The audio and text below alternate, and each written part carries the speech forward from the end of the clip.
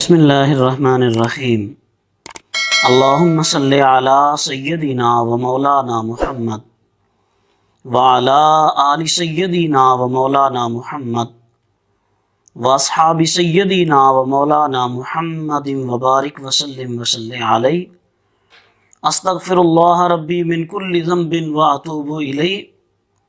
محترم ناظرین، آج نماز تہجد کی تفصیلات کے ساتھ آپ کی خدمت میں حاضر ہوں۔ بہت سارے ناظرین نے اس بات پہ سوالات اٹھائے کہ نماز تہجد میں کتنی رکعتیں ہوتی ہیں اور اس کا وقت کیا ہے، کہ اس کی تفصیلات سے آگاہ کیا جائے۔ تو آئیے نماز تہجد کے بارے میں کریم آقا صلی اللہ تعالیٰ علیہ وسلم کا ارشاد مبارک ہے کہ فرض نمازوں کے بعد نفل نمازوں میں سے اللہ تبارک و تعالیٰ کو جو سب سے محبوب ہے وہ نماز تہجد ہے۔ جناب سیدنا ابو سعید خدری رضی اللہ تعالیٰ عنہ آپ سے روایت ہے کہ حضور نبی رحمت صلی اللہ تعالیٰ علیہ وسلم نے ارشاد فرمایا، تین طرح کے لوگ ایسے ہیں کہ جن سے اللہ تبارک و تعالی محبت فرماتا ہے۔ ان میں سے پہلا گروہ ان لوگوں کا ہے کہ جو صبح اٹھ کر نماز تہجد ادا کرتے ہیں۔ دوسرا گروہ ان لوگوں کا ہے جو فرض نماز میں صفیں سیدھی کر کے، یعنی با جماعت نماز پڑھتے ہوئے صفوں میں نظم و ضبط کا خیال رکھتے ہیں، صفیں سیدھی بناتے ہیں۔ اور تیسرا گروہ ان لوگوں کا ہے جو اعلاء کلمۃ الحق کے لیے، اسلام کی ترویج و اشاعت کے لیے اپنی راہیں اللہ تبارک و تعالیٰ کی، اپنی جانیں اللہ تبارک و تعالیٰ کی راہ میں قربان کرنے کے لیے جب مجاہدین کفار کے لشکر کے سامنے اپنی صفیں درست کرتے ہیں تو وہ اللہ تبارک و تعالیٰ کو بہت محبوب ہیں۔ اور ایک حدیث طیبہ جناب سیدنا عبداللہ بن سلام رضی اللہ تعالیٰ عنہ سے مروی ہے، روایت کرتے ہیں کہ جب حضور سرور کونین صلی اللہ تعالیٰ علیہ وسلم مکہ المکرمہ سے ہجرت فرما کر مدینہ منورہ تشریف لائے تو مدینے کے لوگ بڑے اشتیاق کے ساتھ حضور کو دیکھنے کے لیے جا رہے تھے۔ وہ آپ کی راہ میں اپنی آنکھیں بچھا رہے تھے، بڑی والہانہ الفت اور محبت کا اظہار کر رہے تھے۔ تو میرے دل میں خیال آیا کہ مجھے اللہ تبارک و تعالیٰ نے آسمانی کتابوں کا علم عطا فرمایا ہے، تو میں نے آسمانی کتابوں میں اللہ کے آخری نبی کی جو نشانیاں پڑھی ہیں، میں ذرا ان نشانیوں میں اس کی روشنی میں جا کر میں دیکھوں کہ یہ لوگ جس کو اللہ کا نبی تسلیم کر رہے ہیں کیا واقعی یہ اللہ کے نبی ہیں۔ یعنی میں تو اس بات کی جستجو اور تحقیق کے لیے گیا تھا کہ آیا وہ اللہ کے سچے نبی ہیں یہ معاذ اللہ سچے نہیں ہیں۔ تو عبداللہ بن سلام بیان کرتے ہیں کہ جب میں پہنچا، جو ہی میری پہلی نظر رسول اللہ صلی اللہ تعالیٰ علیہ وسلم کے چہرہ انور پہ پڑی تو میرے دل نے گواہی دی کہ جس کا اتنا خوبصورت چہرہ ہے، جو اتنے نورانی چہرے والا ہے، یہ کسی بھی صورت میں جھوٹا نہیں ہو سکتا، یہ اللہ کا سچا نبی ہے۔ پھر عبداللہ بن سلام بیان کرتے ہیں وہاں میں نے جو بات سنی تو اللہ کے پیارے نبی صلی اللہ علیہ وسلم نے ارشاد فرمایا، اے لوگو، تم آپس میں سلام کو رواج دو، آپس میں جب بھی ایک دوسرے کو ملو تو سلام کیا کرو۔ سامنے والا مسلمان تمہیں جانتا ہے یا نہیں جانتا، تم سلام کیا کرو۔ غربا کو کھانا کھلایا کرو، ان کی ضرورتیں پوری کیا کرو، صلہ رحمی کیا کرو، اور رات کی تنہائیوں میں جب ساری دنیا سو جاتی ہے تو اٹھ کر اللہ تبارک و تعالیٰ کی بارگاہ میں نماز تہجد ادا کیا کرو، تم سلامتی کے ساتھ جنت میں داخل ہو جاؤ گے۔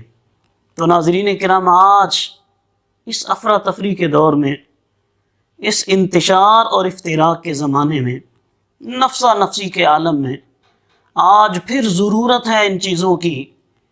آج پھر ہم رواج دیں ایک دوسرے کے ساتھ ملتے ہوئے سلام کو۔ آج ضرورت ہے کہ ایک دوسرے کی جان، اس کی مال، اس کی عزت اور اس کی آبرو اور اس کی سلامتی کے لیے ہم عہد و پیمان باندھیں۔ السلام علیکم ورحمۃ اللہ، یہ کلمات کہتے ہوئے گویا کہ آپ اگلے کو یقین دلاتے ہیں کہ کم از کم مجھ سے آپ کی عزت و آبرو اور آپ کی جان محفوظ ہے۔ آئیے ہم سلام کو رواج دیں اور اپنے ارد گرد دیکھیں جن لوگوں کو ہماری ضرورت ہے۔ آج اس دور میں اپنی ضروریات زندگی بڑی مشکل سے پوری کر رہے ہیں، ایک ایک لقمے کو ترس رہے ہیں۔ ان کے بچے حسرت بری نگاہوں سے لوگوں کو دیکھتے ہیں۔ ماں باپ اپنے بچوں کی خواہشیں پوری نہیں کر سکتے۔ ہم دیکھیں اپنے گرد و بیش میں جو لوگ ہماری ضرورت ہے، جن کو آج جن کے ساتھ ہم دل جوئی کر سکتے ہیں، جن کی ضرورت پوری کر سکتے ہیں، کام آ سکتے ہیں، کسی کو کھانا کھلا سکتے ہیں۔ ناظرین، ہم یہ کام ضرور کریں۔ گھر سے نکلتے ہوئے آپ اپنے گھر سے کھانا بنوائیں، اس کے پیکٹس بنوائیں، اور اگر راستے میں آپ کو فٹ پاتھ پہ کسی جگہ پہ کچھ مزدور مل جاتے ہیں، کوئی بے سہارا لوگ مل جاتے ہیں، آپ ان کے اندر وہ کھانا ڈسٹریبیوٹ کر دیں، تقسیم کر دیں۔ اپنی گاڑیوں میں آپ پانی رکھا کریں، آپ اپنے ساتھ راشن کے چند تھیلے بنوا کے رکھ لیا کریں۔ جہاں کوئی ضرورت مند آپ کو ملا، بڑی رازداری کے ساتھ جا کر اس کو عزت و آبرو کے ساتھ پیش کر دیا، اس کی عزت نفس کا، اس کی ڈگنیٹی کا خیال کرتے ہوئے۔ اور پھر سب سے زیادہ بڑھ کر ہمیں ضرورت ہے کہ ہم اپنے ٹوٹے ہوئے رشتے پھر سے بحال کرنے کی کوشش کریں۔ آج اگر کوئی فرد اپنے گاؤں کو چھوڑ کر شہر میں چلا جاتا ہے، وہ پھر دوبارہ پلٹ کے اپنے گاؤں کی طرف نہیں دیکھتا۔ یہ نہیں دیکھتا کہ گاؤں کے لوگ اس کے عزیز، اس کے اپنے کیسی زندگی بسر کر رہے ہیں، ان کے بچے کن چیزوں سے محروم ہیں، ان کو کیا چاہیے۔ ان کے ساتھ آج رشتہ نبھانے کی ضرورت ہے۔ بھائی اپنی بہنوں سے رشتہ نبھائیں، اپنے چچا، اپنے تایا، اپنی پھپھی، اپنے ماموں، اپنے خالو سے رشتہ نبھائیں۔ یہ ٹوٹے ہوئے رشتے پھر سے بحال کرنے کی کوشش کریں۔ آئیں صلہ رحمی کریں اور اپنی راتوں کو نماز تہجد سے آپ آباد کریں۔ آپ ذرا شب بیداری تو کر کے دیکھیں، رات کی تنہائیوں میں اٹھ کے تو دیکھیں، رب کائنات فرما رہا ہوتا ہے کوئی مجھ سے مانگنے والا؟ آؤ آ کر مجھ سے مانگ لو۔ آج میری رحمت تمہیں اپنے خزانے لٹا رہی ہے، تمہیں اپنے خزانے تقسیم کر رہی ہے۔ تو ناظرین کرام، کریم آقا صلی اللہ علیہ وسلم ارشاد فرماتے ہیں، جب تم یہ کام کر لو گے، تم سلامتی کے ساتھ جنت میں داخل ہو جاؤ گے۔ آئیے ناظرین، نماز تہجد کم از کم 2 رکعتیں ہیں اور زیادہ سے زیادہ 12 رکھتے ہیں۔ اس کے درمیان جہاں آپ چاہیں، جتنا آپ چاہیں پڑھ سکتے ہیں، اور اس کا وقت نماز عشاء سے لے کر صبح فجر کا وقت شروع ہونے سے پہلے تک یہ سارا وقت نماز تہجد کا وقت ہے۔ لیکن اس میں افضل ترین وقت ہے رات کا پچھلا پہر۔ کسی بھی وقت پڑھ سکتے ہیں، لیکن رات کے پچھلے پہر میں نماز تہجد ادا کرنا یہ زیادہ فضیلت کی بات ہے۔ اس میں اللہ رب العزت کا زیادہ قرب ملتا ہے۔ حضور نبی رحمت صلی اللہ علیہ وسلم کا تعامل ہے، صحابہ کرام علیہم رضوان کا تعامل ہے، ہمارے بزرگوں کا تعامل تھا۔ ہمارے بڑے لوگ صبح تہجد کے وقت اٹھا کرتے تھے، ہمارے گھر قرآن کی تلاوت سے آباد تھے، نماز تہجد سے، سجدوں سے آباد تھے، ہماری مسجدیں آباد تھیں، ہماری مائیں، بہنیں، بیٹیاں گھروں میں تہجد کی نماز پڑھا کرتی تھیں، اور ہمارے جو بھائی، نوجوان، بزرگ، وہ مسجد میں جا کر نماز پڑھا کرتے تھے۔ تو ناظرین، آج ہم یہ جو افراتفری میں ہیں، ہر طرف بے چینی ہے، افتراق ہے، یہ اللہ سے دوری کی وجہ سے ہے۔ آج تو تہجد تو دور کی بات ہے، ہم تو فرائض بھی پورے نہیں پڑھتے، فرائض کے قریب نہیں آتے، قرآن کو کھول کے نہیں دیکھتے، کتاب ہدایت کہ جس نے ہمیں ہدایت عطا فرمانی ہے، جو ہماری ہدایت کا سر چشمہ ہے، ہم نے کبھی اس کو ہدایت کے پوائنٹ آف ویو سے پڑھا ہی نہیں ہے۔ آئیں لوٹ جائیں پھر اپنے اسلاف کی طرف، لوٹ جائیں پھر کریم آقا صلی اللہ علیہ وسلم کی تعلیمات کی طرف۔ اللہ کریم ہم سب کو عمل کی توفیق عطا فرمائے۔ اگلے پروگرام میں دوبارہ آپ سے ملاقات ہوگی۔